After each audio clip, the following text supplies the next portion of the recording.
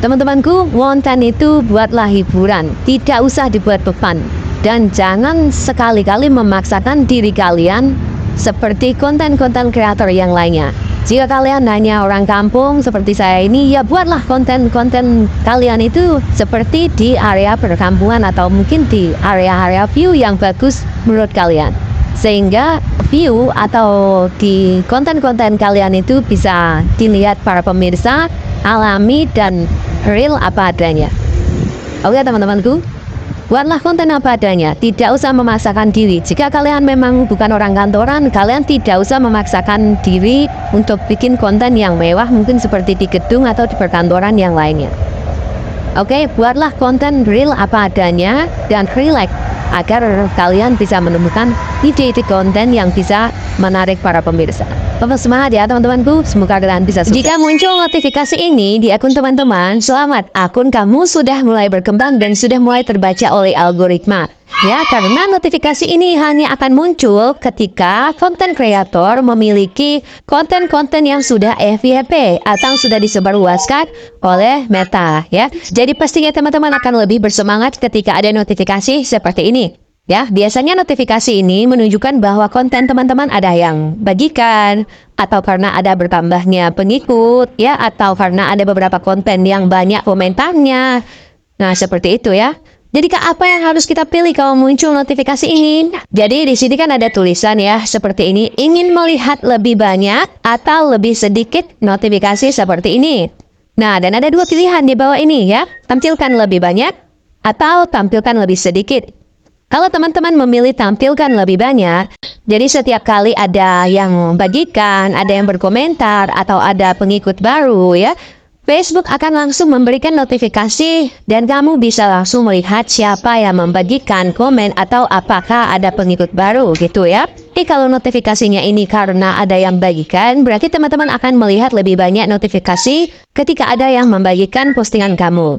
Jadi kalau dari contoh yang aku kasih ini ya, ini adalah notifikasi siapa saja yang membagikan postingan. Jadi kalau aku pilih yang tampilkan lebih banyak, berarti setiap kali ada yang membagikan akan ada pemberitahuan. Tapi kalau teman-teman mau memilih opsi yang kedua, yaitu tampilkan lebih sedikit, mungkin karena teman-teman nggak mau ya menerima notifikasi yang sama berulang kali, atau karena ya mengganggu lah aktivitas. Karena misalkan notifikasinya ini bunyi terus ya kan. Gak apa-apa teman-teman ya, itu semua terserah kalian mau pilih yang mana. Dan ketika teman-teman memilih tampilkan lebih sedikit, itu tidak mempengaruhi konten teman-teman, ya. Atau dimonetisasi, nggak ada pengaruh sama sekali ya.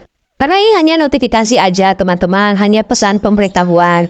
Jadi bukan pelanggaran atau bukan suatu kesalahan ketika teman-teman tidak memilih atau ketika memilih yang tampilkan lebih sedikit. Jadi seperti itu teman-teman ya. Kalau misalkan aku sih, aku pilih yang tampilkan lebih banyak, seperti itu. Supaya aku bisa melihat siapa aja yang membagikan atau siapa aja yang mengikuti atau berkomentar. Tapi untuk teman-teman yang masih belum dapat notifikasi ini, jangan berkecil hati ya, karena semua proses pasti akan ada hasilnya. Dan teman-teman yang sudah menerima notifikasi ini, berarti mereka sudah ada di tahap menerima hasil dari proses yang panjang yang sudah mereka lalui. Jadi untuk kamu yang baru bergabung dan masih berjuang, tetap semangat ya. Jangan lupa bagikan dan simpan video aku ini supaya bisa dipakai di kemudian hari. Semoga bermanfaat.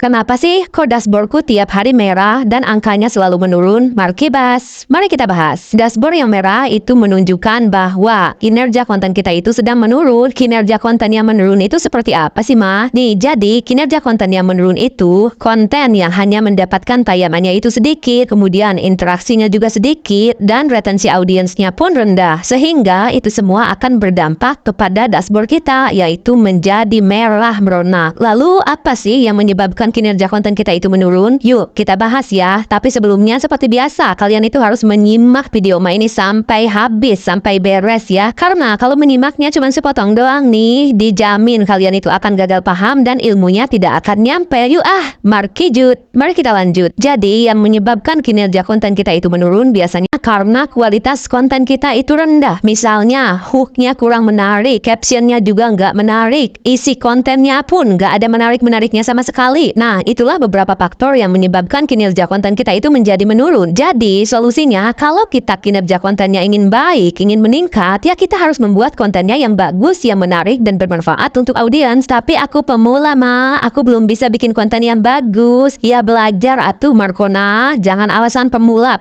Mau sampai kapan kita itu jadi pemula? Semua ilmu di FB Pro ini bisa kita pelajari ya, jadi nggak ada alasan lagi. Ingat ya, yang menentukan keberhasilan kita di FB Pro ini bukan orang lain, tapi kita sendiri. Kalau kitanya nggak mau belajar, nggak mau berusaha, ya sampai kapanpun kita akan menjadi pemula. Bahkan pemula sejati. Kalian nggak mau kan menjadi pemula sejati? Makanya kalian itu harus rajin belajar seputar edukasi FB Pro dan seputar tata cara berkonten. Biar kalian itu menjadi sukses dan berhasil di FB Pro ini. Oh ya, ngomong-ngomong masalah belajar edukasi, kalian juga boleh ya menyimak video-videonya Emak. Karena semua video-video Emak itu adalah seputaran edukasi FB Pro untuk pemula, dan ada juga tips and tricks bagaimana caranya untuk FYP, untuk mengembangkan akun, dan masih banyak lagi yang lainnya. Siapa nih yang suka nonton konten-kontennya Emak?